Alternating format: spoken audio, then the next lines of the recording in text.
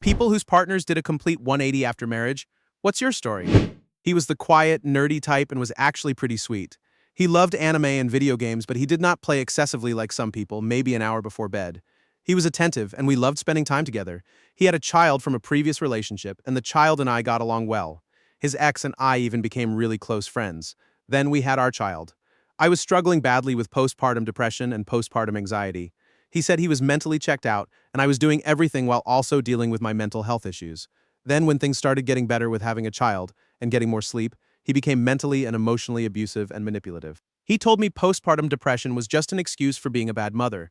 He said he never even wanted our child, even though we had discussed it for a long time. He agreed. We had a miscarriage first, and I even asked again after that if he still wanted children with me. And when he felt comfortable trying again, we tried again during the time he suggested. He called me a failure for choosing not to breastfeed. I take atenolol, which is strongly not recommended for breastfeeding because it can cause dangerously slow heart rates in the baby through breast milk. I was at my absolute worst mentally, and he would accuse me of saying things I never said. At one point, he claimed I had promised to buy him a gaming computer, which I never did. He would constantly twist my words and guilt me whenever I confronted him about his behavior. He also became sexually manipulative. If I did not want to be intimate, he would give me the silent treatment until I cried and eventually gave in just to make him happy, even when I did not want to. The worst part is that he never treated his ex like that. She was horrified when she found out from her daughter about some of the things he was saying and doing. She still does not understand it. He left our child and me 3 years ago, and honestly, I am thankful. The separation and divorce were hard, and I still live with the things he said to me. I still wonder why it was me he became this way with. I wonder why he still has a relationship with his other child but does not bother with ours. It has been difficult trying to trust another man when all you can see is how easily someone can look good and still completely destroy you. But therapy has helped. Story 2. I got involved with her online in the late 1990s and moved from the UK to Phoenix in 2003 to start a new life. She started using crack in 2005 and blamed me for it, saying I made her do it because I was working long hours to support us. She hid it at first, drained my accounts, committed fraud, and took out payday loans in my name. She was arrested repeatedly. She started openly doing S-work for drug money. I was attacked multiple times by her associates. She tried to off me once, smashing me in the head with an aluminum baseball bat while I slept. I was taken away by police afterward and left to find my way home with nothing. There were more violent incidents. I was shot with a modified zip gun. Luckily, it only bruised me. I was also assaulted at gunpoint by her associates. I tried to leave multiple times, but she kept finding me and forcing her way back in. The reason I stayed so long was because immigration paperwork tied me to her. I was legally trapped if I wanted to remain in the US. Eventually, she was arrested for identity theft and sentenced to prison. In 2008, my work permit could not be renewed, and my visa collapsed. I gathered help from friends and family and fled back to the UK in 2009.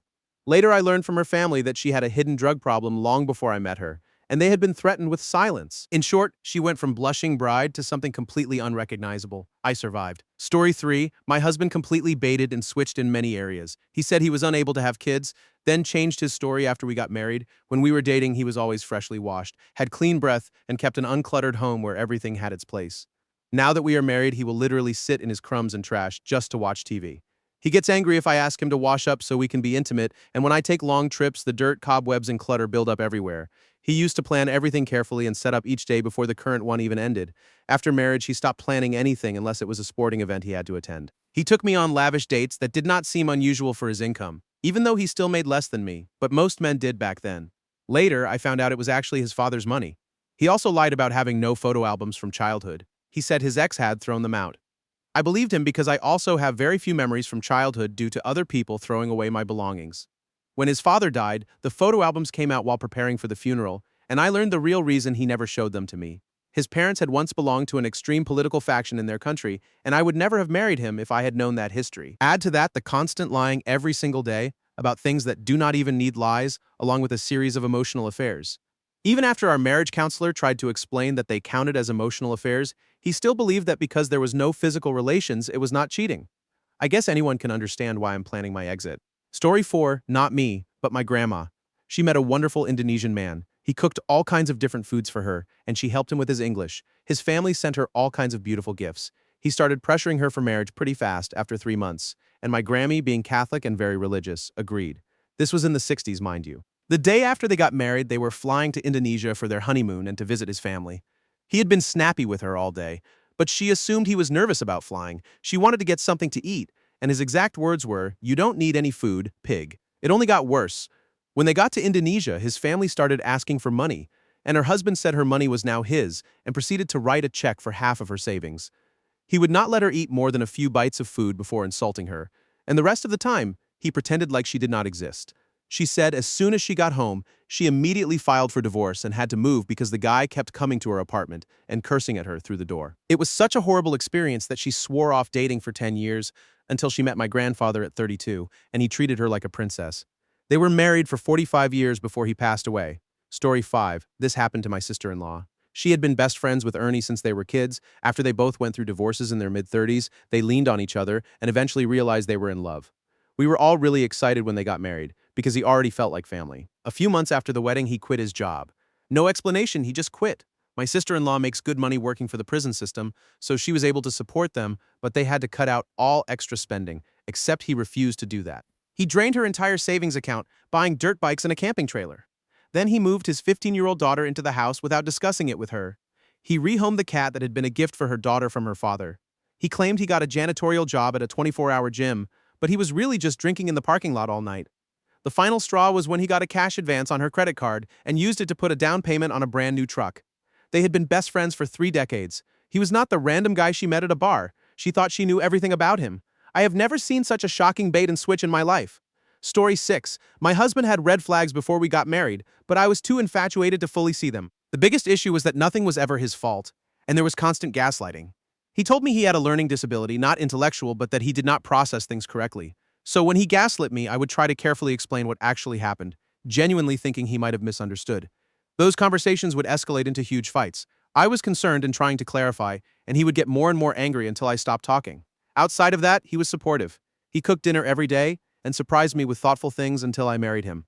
On our honeymoon just 2 days after getting married, we went to Universal Studios and I got sick, leading to a brief pregnancy scare. His immediate response was that I would have some explaining to do if I was pregnant because it was not his. I thought he was joking. He was not. He said he used a protection, so it was 100% not his. Thankfully, I was not pregnant, but that moment stayed with me. A few months later, I became disabled. He became resentful and later started claiming he had the same symptoms so he could try to get disability too. It felt jealous. After my spinal fusion surgery, everything became centered on him. He refused to do basic things like getting dog food, saying he was too exhausted from helping me. When I got upset, he cornered me in the kitchen screaming, tearing me down and accusing me of abusing him. Then he abandoned me. His ex and her husband thankfully came to help me for a week after. He did not clean anything, barely helped me recover, and was rough with me during care, even yelling at me when I asked him to be gentler. I have been waiting for housing for 2 years and cannot find anything I can afford that allows my animals. I cannot wait to leave. I am never getting married again. It is not worth it. Story 7. This is my grandparents' story. My grandma was a city girl from a very well-off family. She did ballet, devoted a lot of time to clothes and travel, and did whatever she wanted for fun. Somewhere in there, she had a baby from a one-night stand. She never took life too seriously. Then she met my grandfather. He was a good old country boy, a farmer. He told her about the charm of the country and promised to take care of herself and her baby. She was charmed. She dropped out of college and left the city to be with him. Then he started to get controlled. She did not see it at first. He made her wear pink on their wedding day instead of white because she was not a virgin. A farmer's life is tough, and the control kept escalating. He was financially abusive. Farmers were paid once a year, and she was not allowed to touch a dime of his money. They were both smokers, like everyone was back then, so he rationed her cigarettes weekly. She got fewer on weeks when she annoyed him or spoke out. He cut the cord to their phone and TV and told her she wasted too much time on both. He gave up her baby for adoption and told her he would not raise another man's child. It took her 4 decades to find that baby again. Then he started drinking more. He physically assaulted her. He essayed her. She had 2 more kids. He threatened to off her if she tried to leave. Finally, after 20 years together, he decided he was done being married. He pointed his shotgun at her and pulled the trigger. Nothing happened because the ammo was upstairs. He told her to wait there while he loaded the gun. She ran. He shot into the room she had been in, realized she was gone, and then shot after her while she was running. He was drunk, so his aim was not steady. She made it safe. He was arrested. During a mental evaluation, he was diagnosed as a sociopath, now called antisocial personality disorder. He got out on a technicality. She stayed in the area if he needed her. She joined a support group for battered women, where they encouraged women to write letters to their former partners. I have those letters. She believed the breakdown of their marriage was a lack of communication. She thought she had been too afraid to tell him she did not like being essayed, and maybe if she had been braver, she could have explained that she did not like being hurt. Maybe then he would have stopped. It is heartbreaking. It took her another decade, but she finally left him behind. She received a large inheritance from her father and spent the rest of her life following her passions, hobbies, and interests. She started dating again. Slowly. When she was 70, she met a widower at church. They were happy together until he passed away from cancer. Story 8. It happened the day we got married. There were hints the day before, but I was caught up in wedding stress and brushed it off as stress on his part. Looking back, there were plenty of red flags, but I did not recognize them at the time. I was in my late teens and he was in his late 20s. We were long distance most of the time and had only been physically together for 3 months before marriage. We were both in strict religious environments, but his was even more intense because of cultural reasons too. My family was deeply concerned, but I was a legal adult and there was not much they could do except warn me.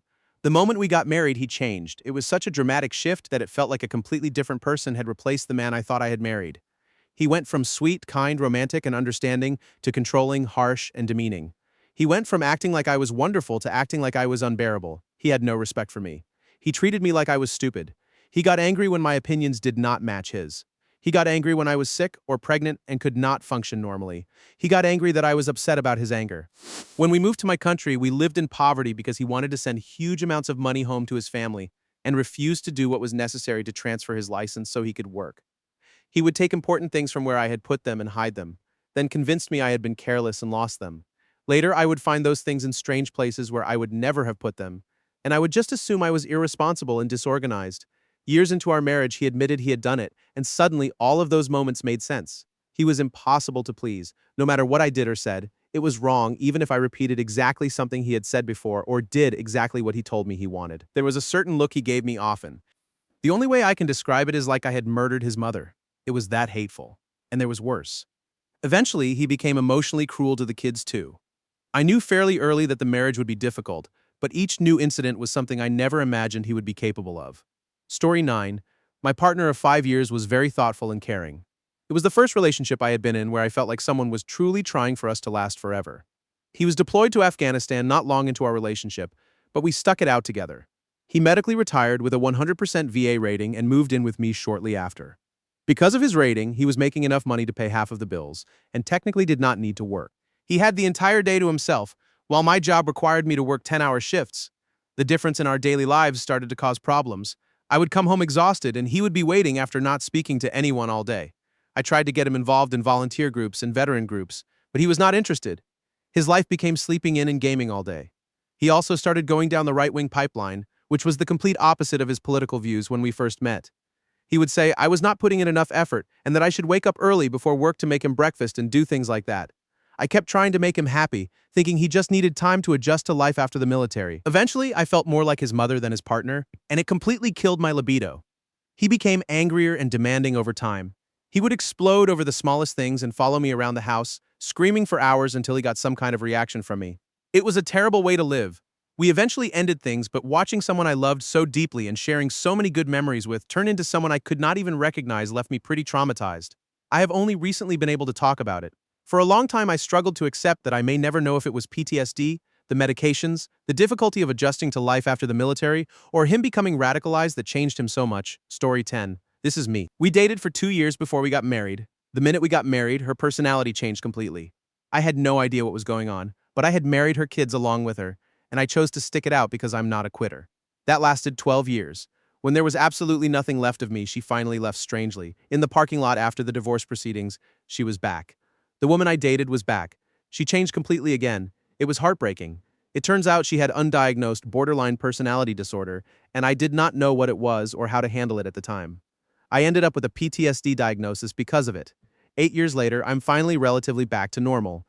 Story 11. Not my story, but my dad's friend, and it is an interesting one. He found a woman he liked, and they had a wonderful time dating. They moved in together, and things continued to be great, so they got engaged. After a couple of years, they finally got married. After the marriage, he seemed to change overnight. He immediately became very verbally and physically abusive. Instead of running, the woman forced them into couples therapy. It turned out his family had been a very abusive household, but he had never realized that was what was happening. This was back in the 50s. From his perspective, he thought that was just how married couples were supposed to act. After learning that he had grown up in a nightmare and never knew it, he completely turned things around again, and they ended up having a lovely life together. Story 12. He did not write after marriage, but a few years later. We had a child, and I developed severe undiagnosed depression that lasted 3 years. I was a mess. I could only work and take care of my child, but everything else was too much for me. The mess in the house, taking care of myself, all of it felt impossible. He got tired of it. He went from being super sweet, kind, always taking care of me, doing little thoughtful things, making plans for the future with me, doing his share of the chores, and wanting to be a good dad to the complete opposite. He stopped doing his part of the chores because when I got sick, I could not do mine the way I used to. He stopped taking care of our son because he did not know how, or the baby did not like him. He only played with him sometimes, from a distance, while lying on the bed and only using his voice. He started mocking me, like using silly fake voices to imitate me crying, or saying things like, "You managed to do that today? Do you want a prize, your lazy ass?"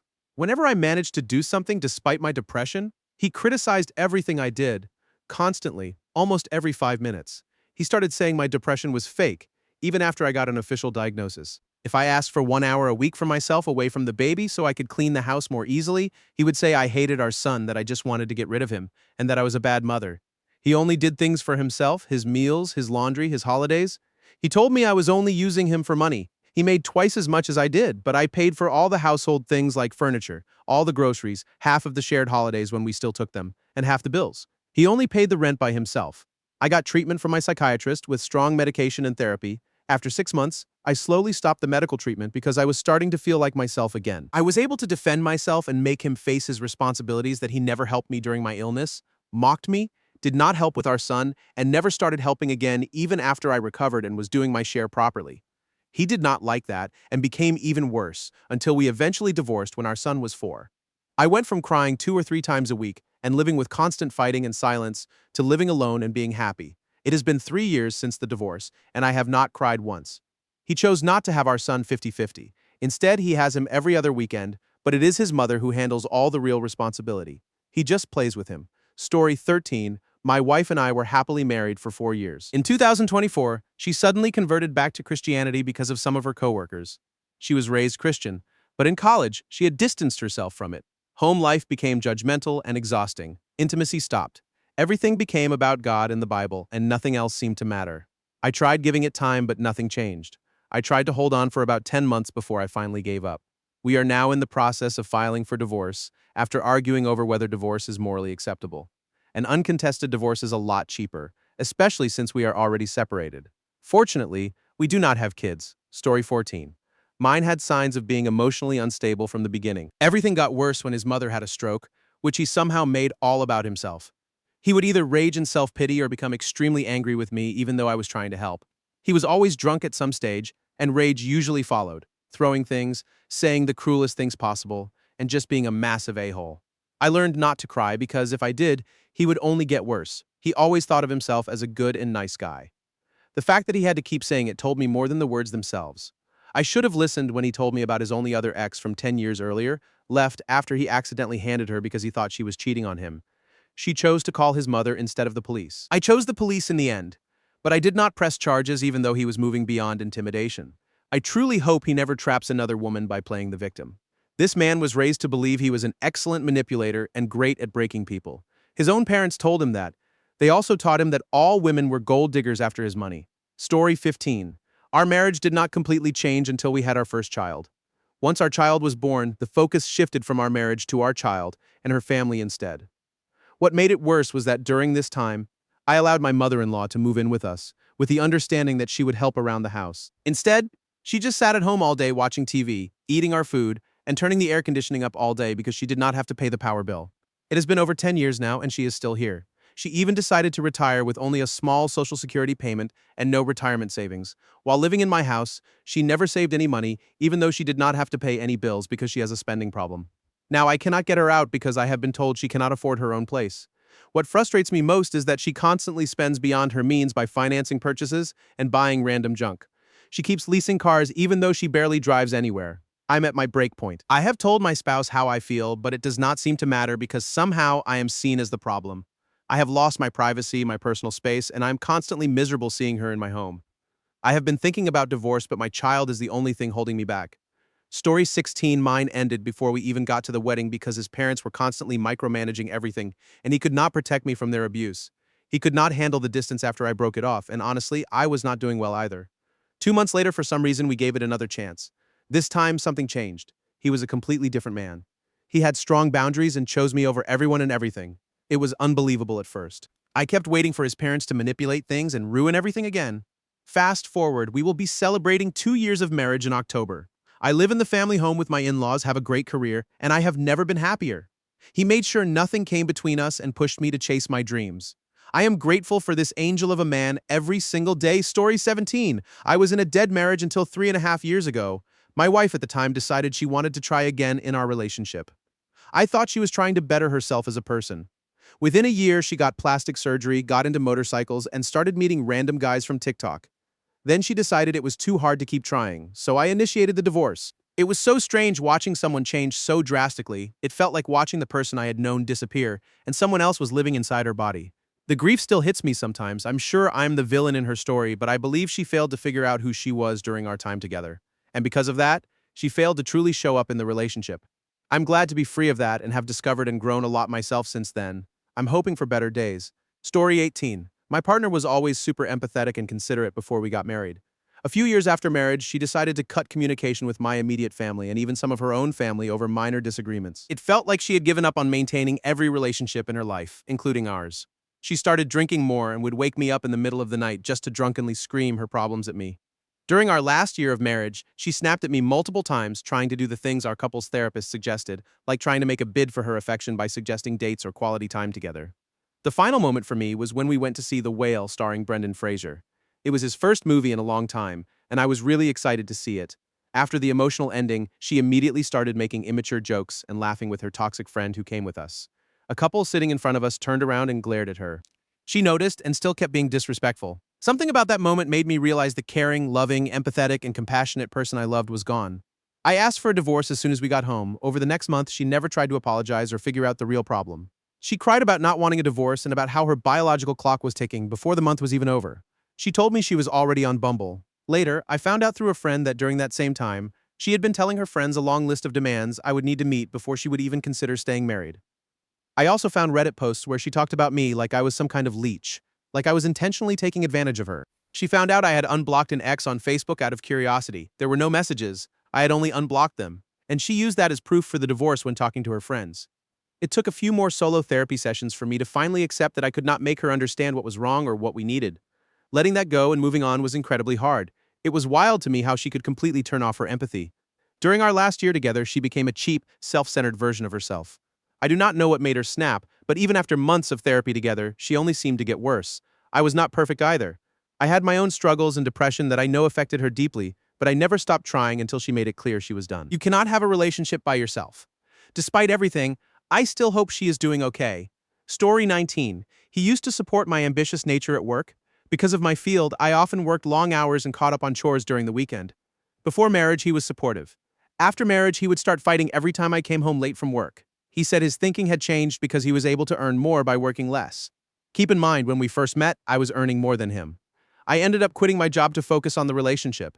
Then he started saying it was his house because he paid the bills, even though we used to split everything 50-50. I could not find another job that paid for as well, but even at half the pay, I knew I had to work again so he could not control me at home.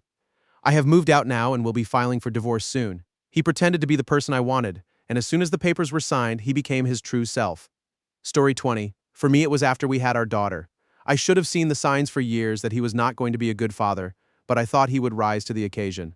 His video game addiction killed our intimacy, and for years he made me think I was the problem, or that I had a low libido. Having a child and going through parenthood while feeling completely alone made me realize that I had been parenting him for years without noticing. Having to mother him before we even had our child had already killed my desire for him.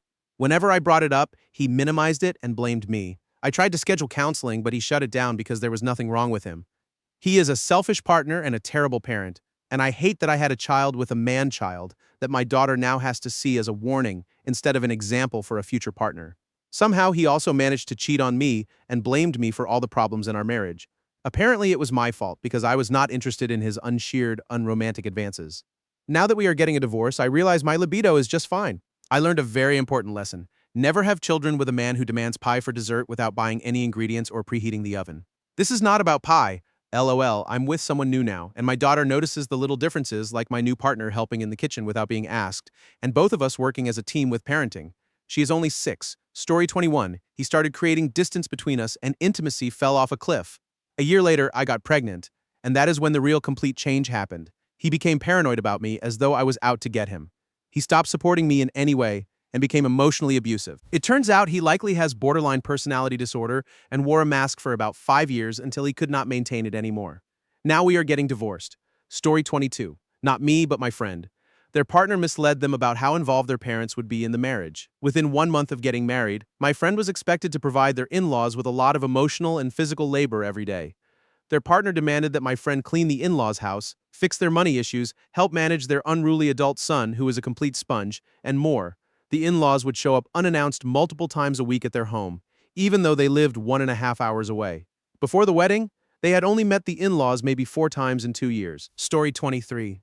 She turned violent and abusive as soon as we were married. We had been dating for 1 year when the pandemic started. We lived together for another year before getting married. There were a couple of times before the wedding when she became a little too intense when upset, but I blamed it on pandemic stress and wedding stress. Exactly 2 months after the wedding, I had to call the police for the first time.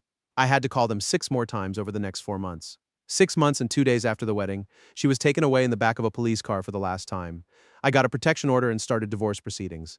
The divorce took almost 4 times longer than the marriage itself, left me broke, and gave me PTSD. If you even suspect your partner has borderline personality disorder, run before you do anything else. Story 24. I married my wife when I was 26 and she was 24. We dated for 4 to 5 years before getting engaged. We were both normal, hardworking students. I was a culinary student and she was getting her master's degree in art history. We went to school, worked a lot, and spent time with friends whenever we had a little extra money. Life was normal and we were happy. After marriage, things started getting strange. She became more paranoid and defensive about everything, while also becoming offensive toward the people around her. She got kicked out of graduate school because, according to her professor just did not get it, but she would never explain what had really happened. She could not keep a job for more than 2 months before getting fired. That is when counseling started. I took a new job 3 hours away, and we tried for a fresh start. I found a museum near my restaurant where she could work. That job lasted 2 weeks. Money was tight, and I was working 80 to 90 hours a week just to keep us afloat. Chef work pays terribly. Obviously, I could not prioritize our relationship while working that much. The fighting got worse. She became more manic and depressed while fighting against everyone who tried to help. Then came the new friends, artists, and free spirits. Then came the alcohol and drugs. A lot of both. She got a DWI because of the drinking and everything else. I was trying to keep everything together and felt like I was failing as a husband. Then one night, I saw blue lights outside my house. There were 6 police cars in my yard and driveway. My wife was fighting with a huge police officer and screaming wildly. She got one hand free and punched the officer in the face. She was arrested on the spot and charged with a long list of things. That night in jail, she broke down and threatened to off herself because she believed her life was over. She spent 4 weeks in a court-ordered mental hospital. She was diagnosed with manic depression, schizophrenia, and bipolar disorder. She got out of the hospital and immediately threatened to off me for not stopping the arrest. She was arrested again right away for the death threats. The divorce took about 90 seconds. Her lawyer was ready to fight hard until he saw my huge amount of evidence, photos of drug and alcohol abuse, plus the arrest records. I was divorced by 29. I remarried at 36 to an absolutely amazing, down-to-earth, strong pastry chef. Story 25, divorce after infidelity. I feel like every relationship eventually falls into a dynamic of giver versus taker. So many things affect culture, income, education, personal achievement, mental health, emotional capacity, upbringing, family patterns from childhood, and more. At some point, things become very real, and you start seeing the worst parts of yourself reflected in the other person. That is when both people have to dig deep, meet each other halfway, work through it, compromise, and keep pushing forward. It does not matter how hard one person tries or how much they carry on the relationship alone. If the other partner is not doing their part, the marriage will eventually fail. When things got hard, mine chose infidelity as a bandage. It changed me permanently, and I will never give that much of myself to anyone again. Story 26. He had been steadily employed for the 5 years before we got married. Then, just a few months after the wedding, he lost his job and made no real effort to find a new one. That was hard, but he was depressed, so I was patient. I used all my savings, my paychecks, and my credit cards to keep the bills paid. Then I found out his parents had been secretly giving him money since he lost his job. It added up to about $20,000 and he never told me. Around the same time, I found out about the money. He did a lot of other things I never could have expected, especially during the divorce. We broke up 10 months after the wedding. It took another year, 2 lawyers, thousands of dollars in legal fees, and a full trial just to finally get divorced. But now I'm free, and he lives with his parents, so I guess karma worked out. Story 27, I think she was on medication while we were dating, and neither she nor her family told me. There were small signs here and there, but nothing major. She would reflect on certain behaviors and correct them, according to her. After marriage, there was a slow decline in her behavior, and then it turned into a full personality disorder. Our marriage lasted almost 5 years, and things became really bad around 3.5 years in. We separated, and she tried to get back together with me multiple times, but her personality disorder was impossible to ignore. There was no empathy. Everything was split into all good or bad. She made extreme statements that did not fit the situation at all. For 2 years, she would call me every few months. Then one day, she called and asked if she could come over so we could talk. And like magic, she was acting normally. She could follow a conversation clearly without projecting or imagining insults where there were none. She told me she had been put on anxiety medication and had almost lost her job because of the chaos she had been causing at work. I do not know if it was the same medication as before or something new, but she was far clearer than I had ever seen her. It was almost like I did not know her. She was not dazed or confused, just genuinely empathetic, calm, and able to stay on topic. She could have a normal back and forth conversation instead of talking endlessly without listening. We never got back together, but I wished her the best. Story 28, I was with my now ex for 5 years before we got married. We went through a cross-country move, multiple job changes, and the COVID lockdown together. We were on the same page about everything: politics, religion, career goals, and lifestyle. The only issue was that they were nervous about having kids because they had never been around babies before. Whenever we talked about it, I reassured them that there were parenting classes we could take, friends with kids we could spend time with, and even volunteer work like rocking babies in the NICU if they wanted. We had that conversation several times. I never hid the fact that I wanted to be a parent. I have 9 nieces and nephews and became an aunt at 11. I used to watch A Baby Story on TLC when I was a kid. I went to college and earned a psychology degree with a focus on developmental and adolescent psychology because I wanted a career working with foster kids. After a permanent injury ended my direct care career, I moved into business and administrative roles, but I still always wanted to work with students and children. It was never a secret that becoming a parent was what I wanted most in life, and nothing was going to stop it from happening. If we could not have our own baby, I would be ready to foster or adopt. When we bought our house together, my now ex wrote the sweetest letter to the seller, talking about how they could imagine our kids playing in the front yard and how the second bedroom was the perfect size for a nursery for our growing family. It absolutely melted me. And it must have worked on the seller too, because we got to the house. Then came our marriage. It was beautiful. It was perfect. It felt like a dream. I thought I had truly made it in life. We were solidly middle class with a car, a house, our pets, and 2 great careers. We had finally reached the point where we could start trying for a baby. We talked about our options and decided on a known donor. I researched all the legal details we would need to make everything safe for everyone involved. I picked a clinic, prepared the documents, and was completely ready to start our family. And then my wife admitted the truth. They never wanted kids. They had only said they did because they knew how much I wanted them, and they were afraid I would leave if I knew they had no intention of ever having children with me. Hell yes, I would have broken up with them. That was the whole point of all the conversations, therapy, and preparations before the wedding. They knew the goal. They knew exactly where I stood. But when it came time to actually start trying for a baby, they flipped everything around. Suddenly, I was selfish for supposedly coercing them into a situation where they would have to parent a child they did not want. They decided they would not put their name on the birth certificate, even though we were legally married. They wanted nothing to do with the process of having a baby or with me. They became cold and hostile, stopped helping around the house, and basically shut me out of our own relationship. Eventually, they started dating a man. We were polyamorous, so at first that was not a huge issue, but they completely froze me out. They moved out of our bedroom, they stopped eating the meals I cooked, stopped sharing meals with me, and gave me the cold shoulder every time we were together. Even our morning commutes became tense, and they would often forget to pick me up after work.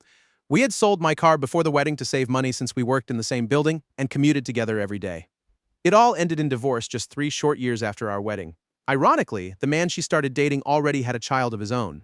Now she is an honorary co-parent to a toddler, and she has to pay the mortgage on our house by herself because he still lives with his wife. But there is a happy ending. After my marriage fell apart, I started dating an incredible couple and moved into a home where I am loved and respected. Now I'm halfway through my first pregnancy, and I am the happiest I have ever been in my life. The baby is growing beautifully, and I am so excited to finally become the mom I have always dreamed of being. Story 29. When we were dating, I thought he was the kindest guy I had ever met. He held doors for people, went out of his way to help others, loved dogs, even had one himself. He was kind to my family, and his apartment was always tidy but not sterile. But something broke in him. I do not know if it was after the pandemic, or after we moved in together, or a combination of stressors. He developed severe contamination OCD and started becoming controlling over my body and autonomy, telling me when I had to shower, brush my teeth, wash my hands, what I could touch, what I could wear, and even what chores I was allowed to do. He became rude and suspicious of others, discouraged me from having close relationships outside of us, decided dogs were gross, children were awful, and lost empathy for people. There were nearly 100 household rules I had to follow to keep things spotless, many of them completely irrational. I walked on eggshells every day. I am free now, And when I look back, I do not understand how I lived like that. But it creeps up slowly. There is also the sunk cost fallacy, the hope that it is temporary and he will change. Story 30, my best friend growing up married a Thai woman he met while she was here about 6 months into their relationship, so she could get a green card. Not long after they got married, he started treating her terribly. I remember her telling me he was so sweet when we started dating. He took me to the science museum to see snow for the first time. Now he is a monster. We were remodeling their house once and she forgot to order pizza because she was busy. He said China is on her period. She forgot because her brain is bleeding out from between her legs. They eventually divorced. About a decade later, I moved in with him for a couple of years. I had started going to the gym and realized the only reason I was still his friend was because I had almost no self-esteem. After a while, I cut contact completely. That prompted him to message me saying, "I see you unfriended me on Facebook. Are the steroids poisoning your brain?" Just a terrible person, the kind who has to belittle everyone around them to feel bigger themselves. Story 31.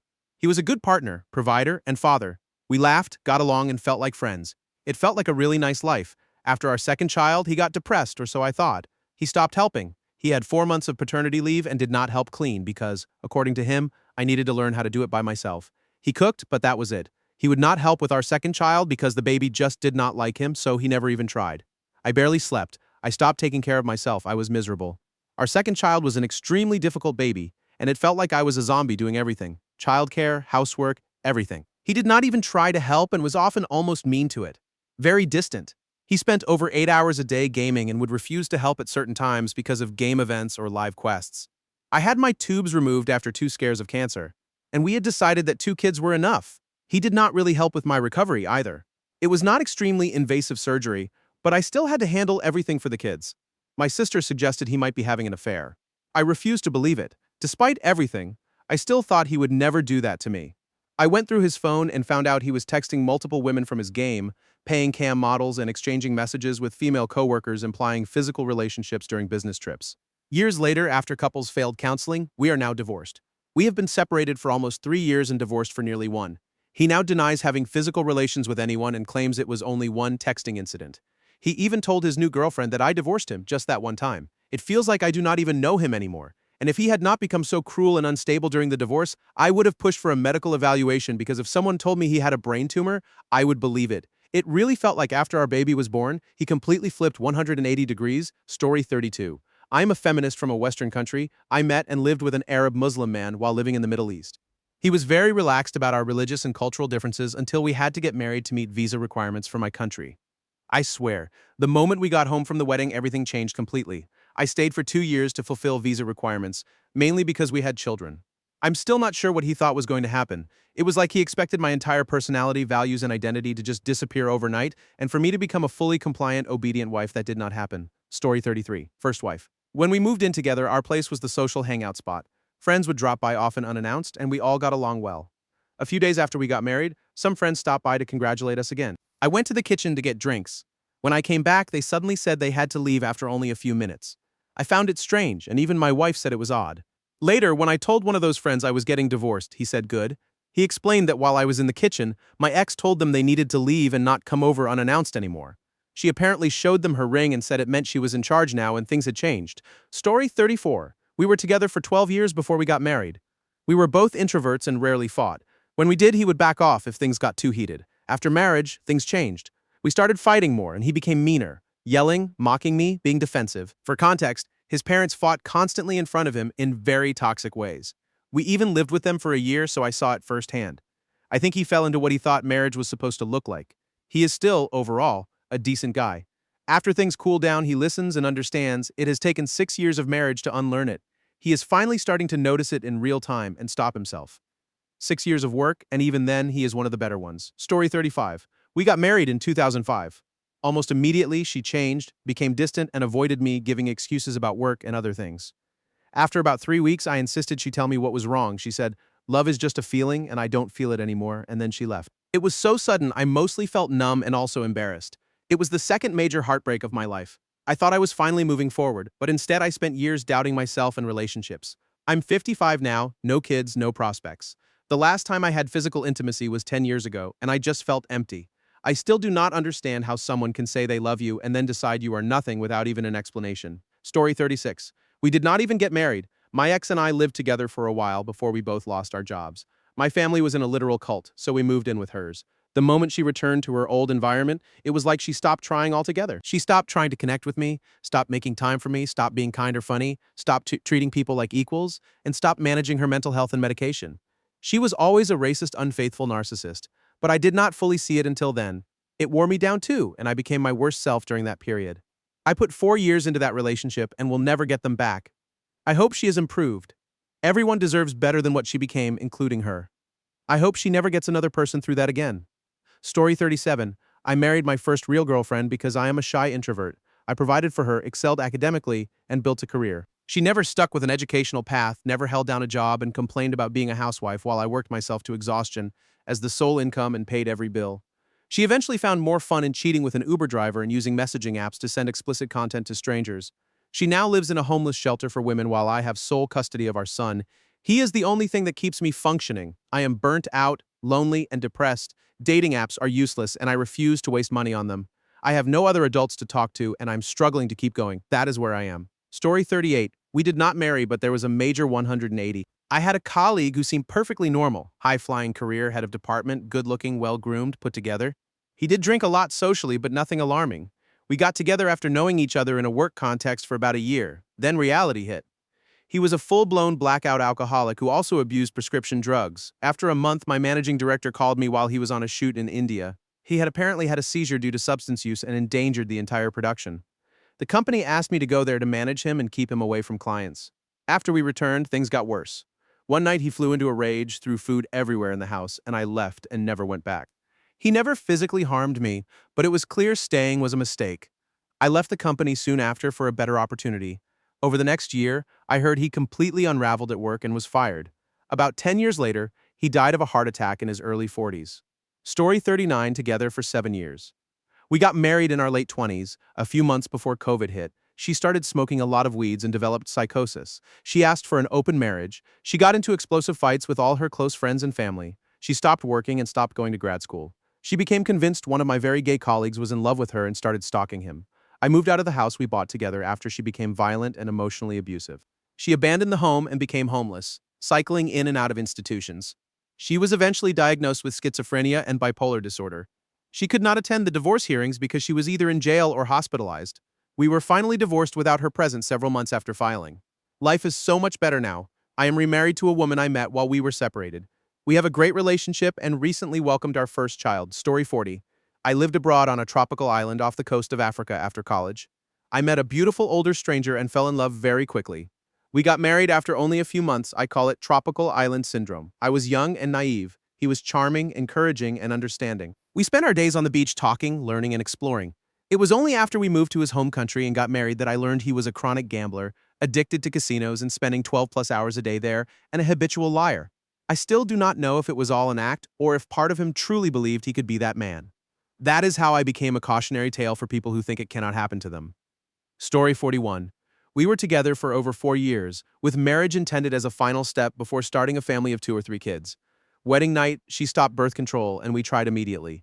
That week we were very active during what should have been peak fertility. 2 months later, I found a prescription for Depo-Provera dated 1 month before the wedding. When confronted, she said it was to fulfill my dream of becoming a father, but she wanted more time after 4 years together. 18 months later, she showed me birth control pills and said she had stopped Depo and now we would start a family. 6 months have passed. Nothing. I spent hundreds on pregnancy tests. I booked fertility tests for both of us. She canceled it and confessed she was still on Depo-Provera. She had never wanted children. She had been acting out the idea of it because she loved me and wanted me to feel fulfilled. Our divorce was quiet and calm. We are still friendly, but that deception ended my trust in future relationships for a long time. Story 42. I met my ex after he was diagnosed with kidney cancer. I chose to date and later marry him. When we met, he was not going to pursue treatment. I convinced him to get care because he had a grandchild on the way. He had his first surgery in 2021. In 2022, my job required a vaccine, and since I was the sole breadwinner, I complied. Later that year, I was diagnosed with multiple autoimmune conditions and severe pain. I also discovered I had a broken back. I had back surgery in early December, 3 days after surgery. While I was completely incapacitated and heavily medicated, he left me alone to meet an old friend. Within 2 weeks, he had moved in with her. While I was still recovering in bed, he and others came to remove his belongings and some of mine from my home. They had apparently reconnected while I was sick. My only regret is the marriage itself. I would still have dated him despite the cancer, but I would not have committed further. He survived because I performed CPR on him twice. I do not regret doing the right thing. I heard the cancer returned, and he had his kidney removed. I wish him well, but far away from me. Story 43. I remember we discussed how a husband can change and suddenly become abusive or even violent after marriage. That was also a fear of hers. I don't say that she was abusive per se, but I guess I was the one going through it. I remember her happiness that day. Then, barely a few months after our marriage, she became distant. Her newfound private life became the priority. Finding new friends is okay. Sacrificing our moments isn't. I became the afterthought, and our moments became chores for her. The more I grew concerned and then desperate about our future toward the end, the more she believed she was right after all. She said she was too young to marry, I was not masculine enough. She was pushed to marry despite everything we did as a team. She was not responsible, and toward the end that I play the victim anyway, and that in this whole process nothing of value was lost. The moment she debated, not even being obligated to file for divorce if she didn't want to, because she didn't officialize it in her country, I knew I would not be able to go through this process together. In a way, this divorce became my way of deciding, even if it was just for me. The person I married simply doesn't exist anymore. We had been together for 4 years and changed in barely more than half a year. Story 44. It didn't happen overnight. We both came from childhood trauma, and we really worked hard not to pass that on to our kid. We did okay for a long time, 18 plus years, but then one significant trauma after another got heaped on us. Things got bad, and we both started to crack. My response was to frenetically try to solve short and long-term obstacles so we could get out of the mire. His response was that all the anger he'd been experiencing for his first 40-plus years suddenly came bursting out in a steady stream aimed right at me. He turned mean. His disregard for others turned into contempt. He barely got engaged at home, and when he did, it was unpleasant at best. I won't get into details of how bad things got, but it became obvious that he didn't love me anymore. Our friends and family were shocked when we broke up, and I was shocked by myself. I truly could never have believed this would happen for a long time. We were the kind of couple that made others believe in love. I've had a lot of heartbreak in my life, but this was one I would have never imagined. Story 45. This happened a couple of years ago. My ex, who we'll call P, transitioned 5 years into our marriage, and I was completely lost. One of his friends came out as non-binary, and that helped P realize some things about himself. I won't rehash everything we went through, but we tried to work through it for about the first year. As it turns out, I'm quite straight. Once I really processed and accepted that he's a guy now, I no longer felt attraction to him. I still loved him, but we became roommates for a while, and I started dating other people. Was I ready? Absolutely not, but I didn't let that stop me and went to therapy. 5 years after all this started, P and I are now separated, but still good friends, and therapy has helped a lot.